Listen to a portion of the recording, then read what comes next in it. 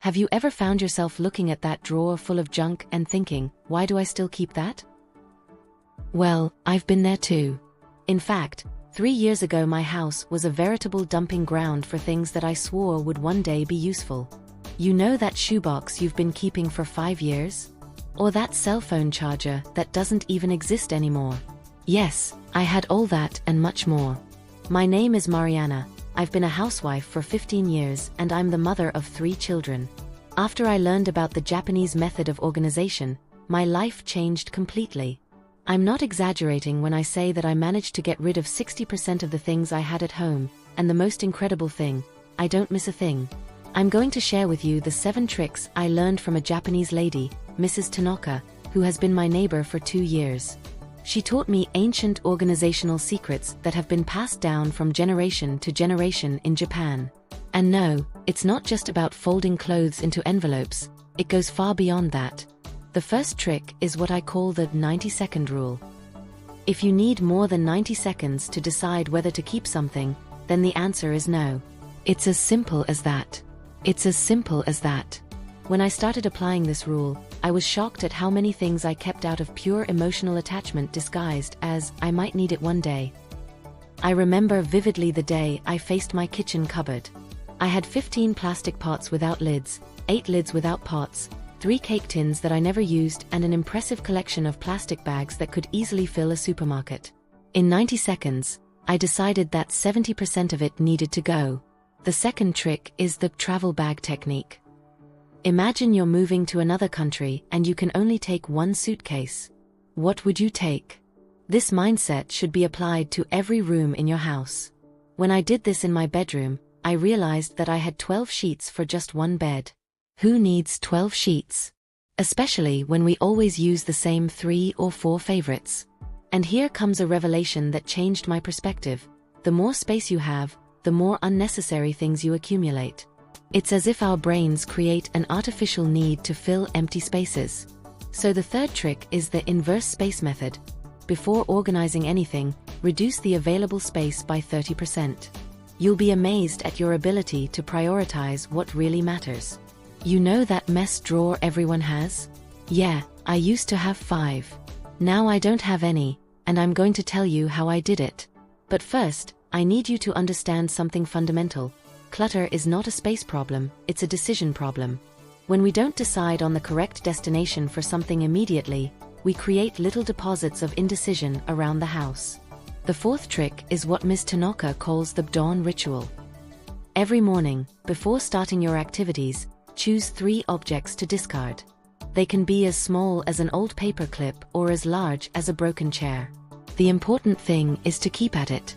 When I started this practice, I thought that in a week I'd have nothing left to throw away. My mistake.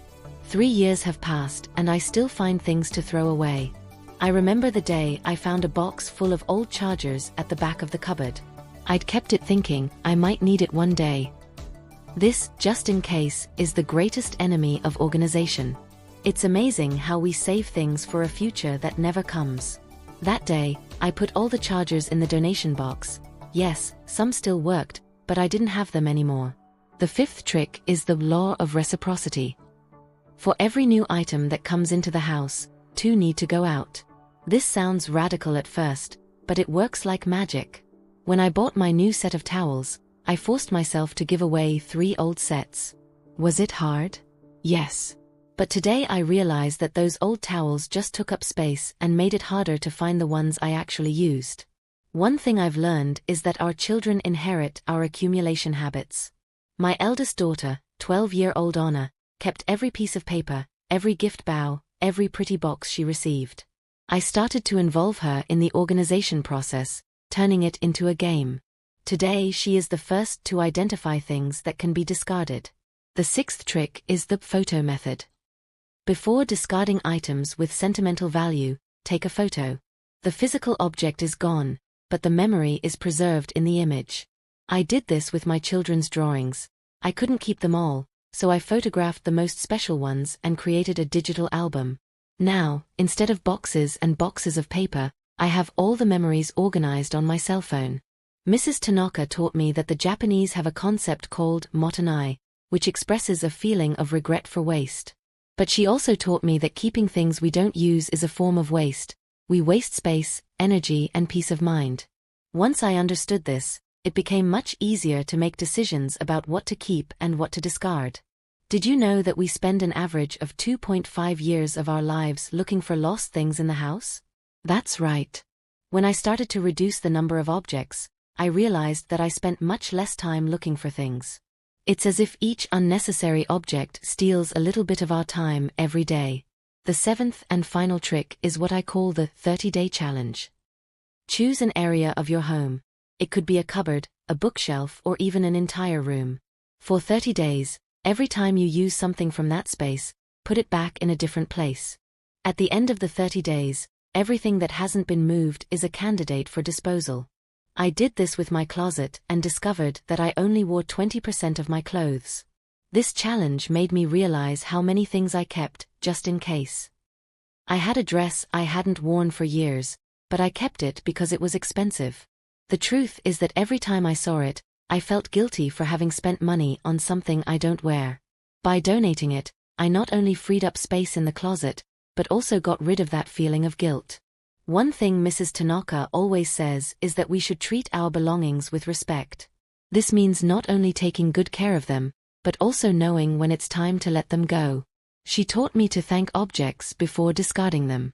It may sound silly, but this little ritual makes the process much easier emotionally. I remember when I decided to apply these tricks to my children's toy area. It was quite a battle. Children have an incredible ability to get attached to things. I started by involving them in the process, explaining that other boys and girls could benefit from the toys they no longer used. We turned the tidying up into a mission of generosity. In the end, they were excited to donate and even suggested items that I hadn't thought of discarding. An interesting discovery I made during this process was how much our possessions can tie us to the past. I had a box full of clothes from when I was thinner, stored away in the hope that one day I would wear them again. Every time I saw that box, I felt bad about myself. By getting rid of them, I not only gained space in my closet, but also freed myself from that constant burden. The Japanese method also taught me about the importance of ma, which can be translated as empty space or pause. In Japanese culture, empty space is not seen as something to be filled, but as an essential element of harmony and balance. I began to apply this concept at home, purposely leaving some spaces empty. The result was surprising. The house seemed bigger, lighter, and more peaceful. Another valuable lesson I learned was the difference between value and usefulness. We often keep things because they were expensive or because they represent a special memory. But if they're not useful in our daily lives, they're just taking up physical and mental space. I've learned to separate sentimental value from the real need to keep an object. An extra trick I've developed on my own is what I call the ice cream jar rule. Whenever I come across something that I don't know if I should keep or not, I put it in an empty ice cream jar, one of those 2-liter ones, and keep it for 6 months. If after that time I haven't had to open the jar to get the item, it means I can dispose of it without fear. I confess that it wasn't easy at first. There were days when I would look at a pile of things and think, I can't do this. But Mrs. Tanaka taught me that organization is not a destination, it's a journey. It's not about having a perfect home overnight, but about gradually changing our relationship with the objects and space around us. One surprising change I noticed was in my state of mind. Before, I would get anxious at the thought of receiving unexpected visitors. Now, my house is always in a presentable state. Not perfect, but organized enough so that I don't panic if someone rings the doorbell unexpectedly. Something I learned during this process is that we often keep things not out of necessity, but out of fear. Fear of needing it in the future, fear of wasting it, fear of losing memories.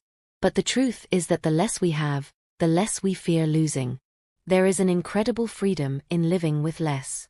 One day, while tidying up my youngest son's room, I found a box full of broken toys that I had been saving to repair one day. That box had been there for over a year. I realized that I was keeping a promise that I would probably never keep. At that moment, I decided that if I didn't fix it within a week, the toys would be thrown out. Spoiler, most of them were gone, and nobody missed them. Mrs. Tanaka taught me that in Japan there is a concept called ikigai, which can be translated as reason for being. She encouraged me to apply this concept to objects. Everything in our home should have a clear purpose, a reason for being there. If we couldn't identify that purpose, it was a sign that the object could be discarded. One practice I adopted that made all the difference was to establish clear zones in the house. For example, the dining room table is only for children's meals and schoolwork. No accumulating mail, keys, or other random items there. This not only keeps the house more organized, but also helps the whole family to maintain their organizational habits. Another interesting discovery was realizing how stressful too many options can be. When I halved my closet, I thought I'd be left with fewer options for getting dressed. In fact, the opposite happened. With fewer items, it became much easier to combine outfits and decide what to wear. The same happened in the kitchen. With fewer utensils, I started to cook more and in a more creative way. One trick I developed for dealing with papers and documents was to create a color system. Payables go in a red folder, important documents in a blue folder, and so on. This has not only made it easier to organize, but also to find something quickly when I need it. Mrs. Tanaka taught me that in Japan, people have a habit of doing a deep clean at the end of the year, called oasuji. I've adopted this practice and now, every December, I do a complete review of everything we've accumulated during the year. It's a great way to start the new year with a lighter home and mind. One valuable lesson I've learned is that organization isn't about perfection, it's about functionality. We don't need to have a house that looks like it's straight out of a decorating magazine. The important thing is that our space works well for us and our family. Sometimes, a drawer that's a bit messy but you know exactly where each thing is better than a drawer that's impeccably organized but you're afraid of messing up. Something that surprised me was how the process of letting go affected other areas of my life. I began to apply the same principles to my time and relationships. I realized that I was accumulating commitments and relationships that weren't good for me, just as I was accumulating unnecessary objects. I learned to say no more easily and to prioritize what really matters. One trick I discovered by chance was the power of labeling. I put labels on practically everything: drawers, shelves, boxes. This not only helps me to keep things in the right places, but also helps the rest of the family to do the same. My husband, who used to be the king of "leave it there and I'll put it away later," now knows exactly where to put each thing. Mrs. Tanaka taught me about the Japanese concept of wabi-sabi, which values beauty in imperfection and transience. This helped me to accept that not everything needs to be perfect all the time. A lived-in house will always have signs of use, and that is beautiful in its own way. The important thing is to maintain a balance between the functional and the cozy. One of the biggest changes I've noticed is in the family dynamic. With fewer things to take care of and organize, we have more time to spend together. Our family game nights, which used to be rare due to lack of time, are now a weekly event that everyone looks forward to. Something that scared me at first, but proved incredibly liberating, was the idea of not having just-in-case items, those things we keep just in case. Ms. Tanaka taught me that, most of the time, if we really need something in the future, we can borrow it or buy it on the spot. This freed me from keeping dozens of items that might come in handy one day. One practice I've adopted that has worked wonders is the in and out rule. For every new item that comes into the house, a similar item has to go out. I bought a new pair of shoes. An old one needs to be donated. Got a book? I need to donate another one. This keeps the number of belongings constant and forces us to think twice before bringing something new into the house. Throughout this journey, I've realized that true luxury lies not in having lots of things, but in having space, physical and mental space. Every object we remove from our lives is one less weight we carry. It's amazing how much lighter and freer we feel when we surround ourselves only with what we really love and need. Finally, I want to make it clear that this change doesn't happen overnight. It's a process, a journey. There will be days when you look at that drawer full of junk and think about giving up. Don't give up. Every little step counts. Start with one room, one drawer, one shelf. Celebrate every victory, no matter how small. Remember, the goal is not to have a perfect home, but a home that works perfectly for you and your family. A home that is a refuge, not a source of stress. A home where memories are created, not just stored in dusty boxes. I hope these tricks and reflections can help you as they have helped me. The journey to a more organized home and a lighter life is challenging, but incredibly rewarding. And who knows? Maybe one day you too will be sharing your own organizing tricks with the neighbors.